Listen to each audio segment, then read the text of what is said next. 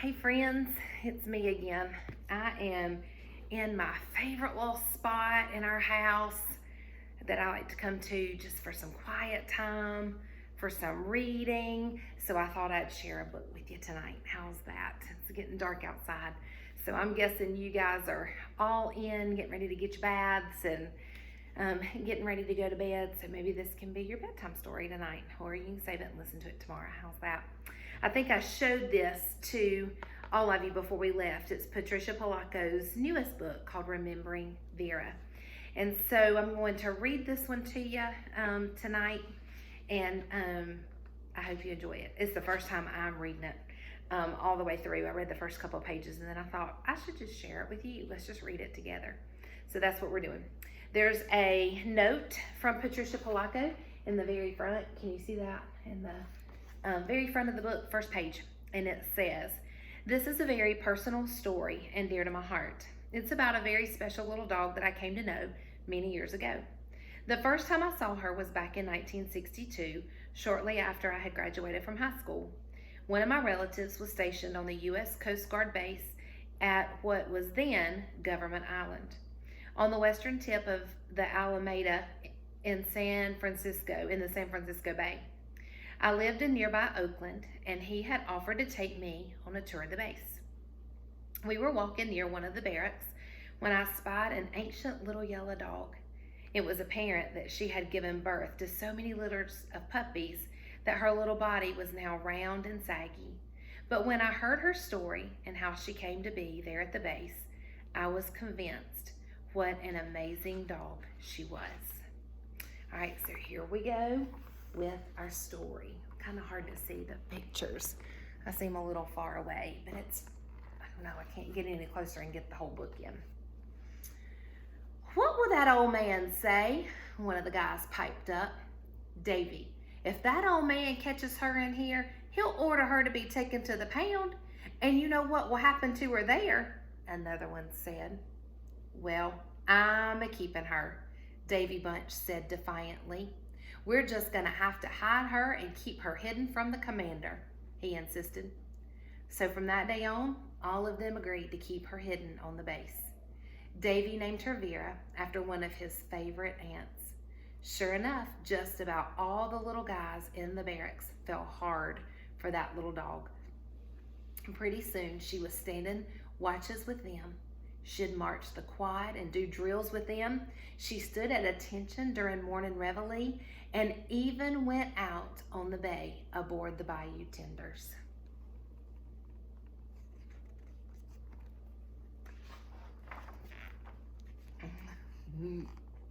See her playing. Just as sure as there were waves in the sea, Vera became a constant fixture in the barracks.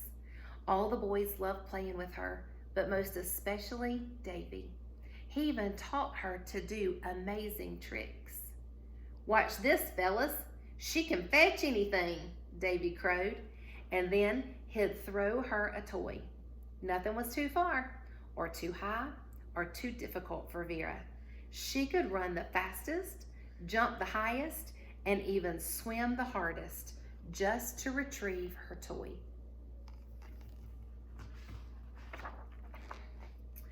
One blustery day, a distress call came into the squawk box. "Mayday, mayday!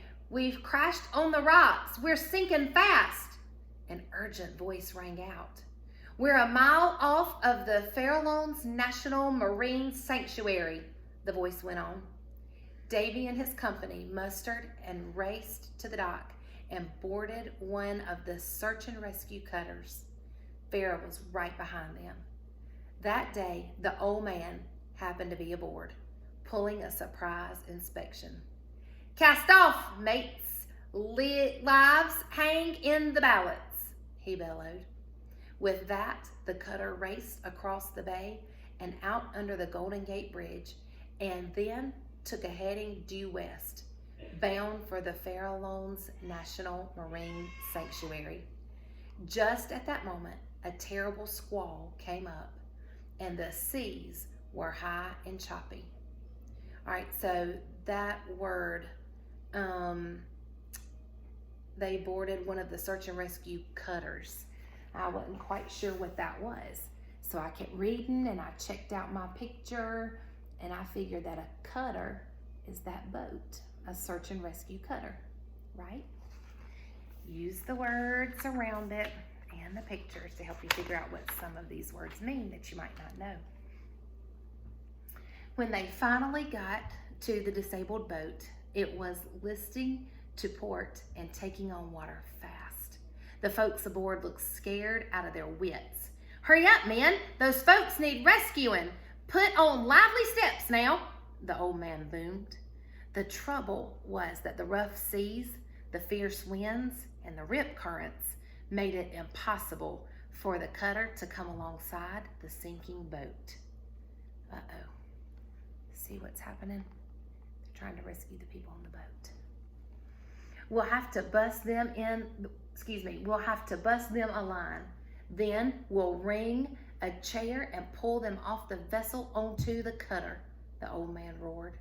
But when they aimed the line cannon at the deck of the stricken sailboat and fired it, it missed. Again and again, time after time, it missed the deck. The winds were just too strong. It was exactly at that moment that Vera appeared at the old man's feet and started barking. Uh-oh. "What in the name of Billy's barnacles is this?" he hollered as he glared at Vera. Oh my goodness. He used the word, or Patricia Polacco used the word glared. When you glare at somebody, that means you're not happy with them, right? So I bet he's not happy to see that dog on board. And I'm trying to figure out about that, the string or that whatever that's right there, that must be what they keep shooting and firing onto the other boat so that they can pull it in, right? These are hard words. All of these words that I don't know much about because I'm not up to speed on my boats. All right, here we go. Everyone on the crew stiffened and looked at Davy. You'll have to forgive the boys. They're here somewhere in the house. He saluted and he quickly spoke. "This here little dog is how we are going to get a lifeline to those folks, sir," Davy piped up. The old man glared at them both. "This here little dog can jump the farthest I ever seen, and she's a strong swimmer." The old man snorted. "She's already in a vest, and we can throw a line to her and she'll deliver it right to them," Davy said as he pointed at the sinking boat. The old man glowered at Davy and Vera. "Them folks are running out of time, sir," Davy pleaded.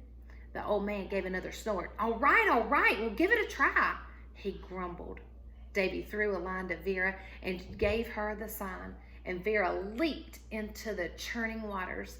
Davy's heart pounded with fear.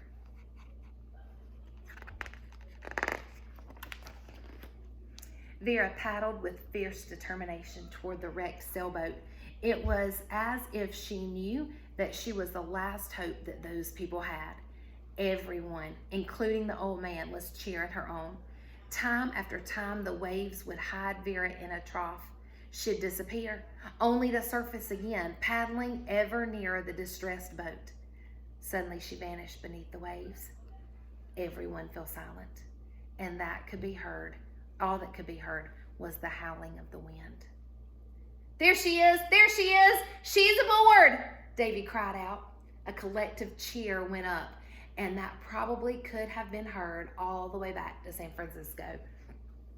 Sure enough, she had ridden a wave right into the deck. The line was quickly tied to their mainmast, and the cutter sent over the bosun chair with 2 frogmen. One by one, the wayward sailors were brought to the safety of the cutter. Vera was the last to come aboard. Just as she did, the sailboat sank before their very eyes. So Vera got there just in time. "Well, aren't you some kind of hero?" the old man cooed as he wrapped that wet pooch in a nice warm blanket. From that day on, he too was in love with Vera. She started spending a lot of time in his office and passed sunny afternoons on a special pillow on his desk. Pretty soon, the two of them were inseparable. The old man even made her the first official mascot of the base. Yes, sir, she'd follow him every day to the mess hall. He even took her on family vacations. She was his guest of honor at the Admiral's Ball on Treasure Island. She was almost a permanent fixture on rescue missions. She and the old man had newspaper articles written about them, and they were even on TV. But golly, that little Vera was putting the Coast Guard on the map. But what really made her a household name were her courageous actions that day as the ferry capsized in the middle of the bay.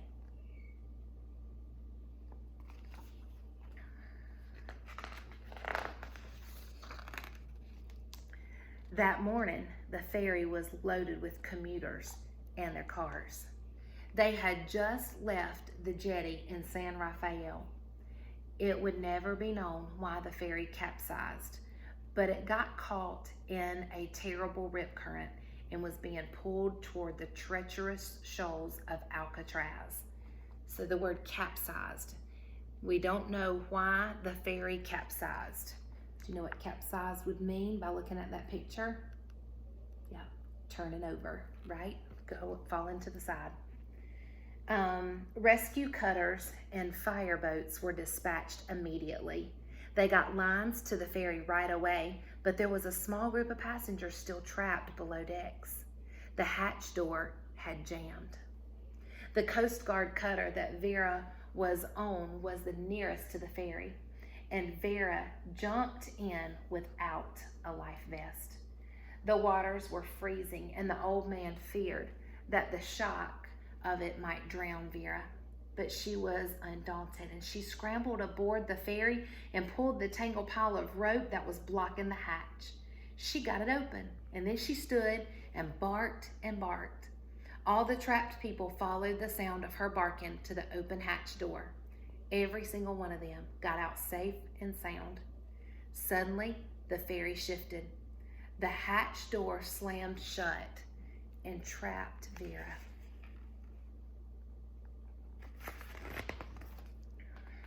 Oh no. Look at the picture before I read.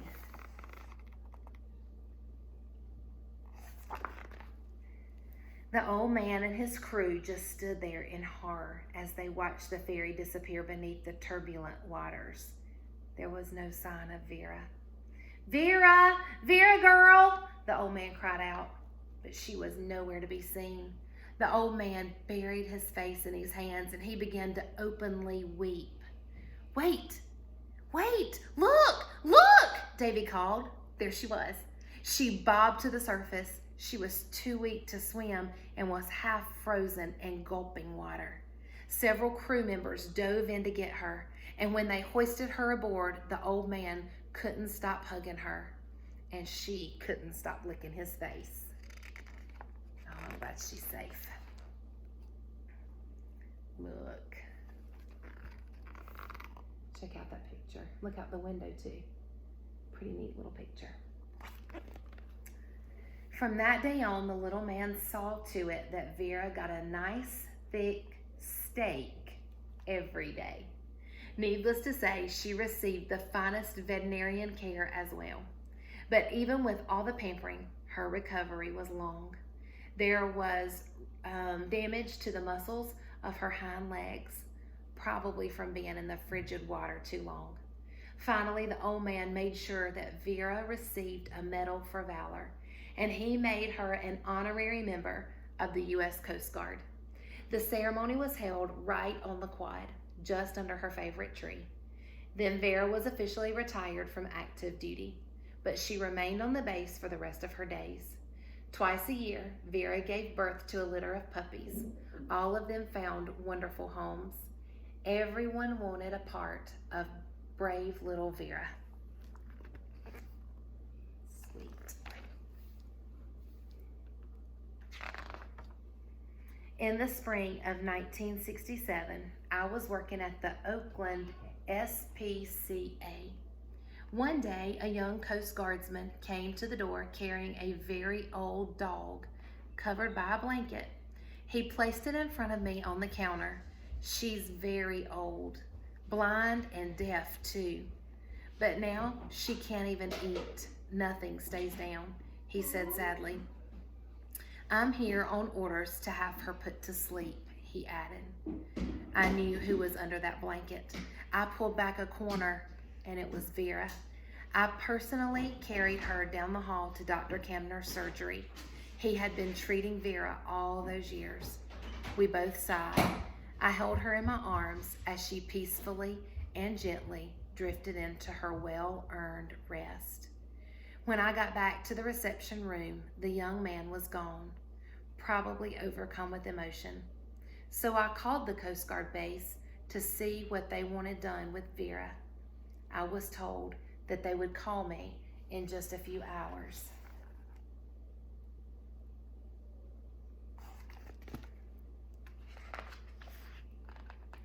It wasn't more than an hour later that the door to the SPCA waiting room flung open. A complete military honor guard marched in. There was a commander, 2 staff bearers, 4 pallbearers, and behind them, 2 Coast Guardsmen in full dress, carrying shiny rifles in full salute. All the office staff were asked to stand at attention in honor of a fallen hero. And then we all proceeded silently behind the honorary guard to the surgery where Dr. Camner and I laid Vera in state. They placed her in the coffin, then draped it with the American flag, and they all saluted. They requested that we escort them to the waiting van at the front of the building. Man, that's pretty special.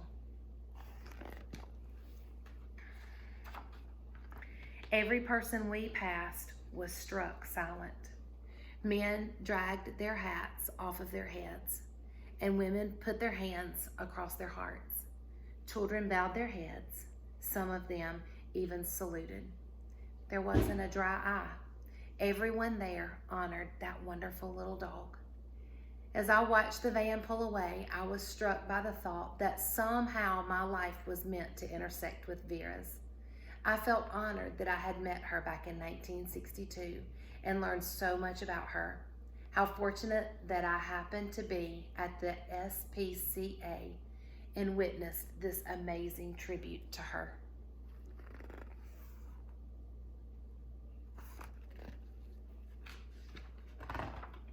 A few days later, we were all invited to Vera's interment ceremony right there on the quad, just under her favorite tree.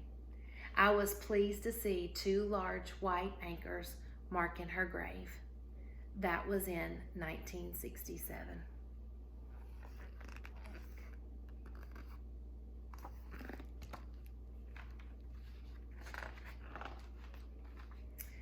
All right, here's the author's note. Now check it out. There's a real, can you see that? A real picture of Patricia Polacco. A photograph, not a drawing. Here's what it says. It had been 46 years since Vera was buried on Government Island. I came to the Bay Area to witness the birth of my second grandchild. I had finally gotten permission from the Admiral's office after 3 years of negotiations to gain access to what is now called Coast Guard Island and to search for Vera's grave. Upon my arrival, I was escorted by the base commander onto the base. I'm sorry, ma'am. I have searched this whole island and could not find any crossed anchors that might be Vera's grave. They just aren't there, he said quietly. But she was buried under her favorite tree, just by the bridge, guard station, and quad. That's when he told me that the present bridge that we arrived on was only built 10 years ago, and that the old bridge and quad were on the west end of the island and had been torn down years ago.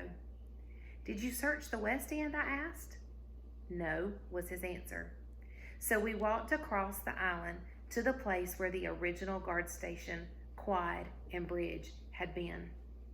And that's when I saw the tree. It was huge now, with an enormous trunk.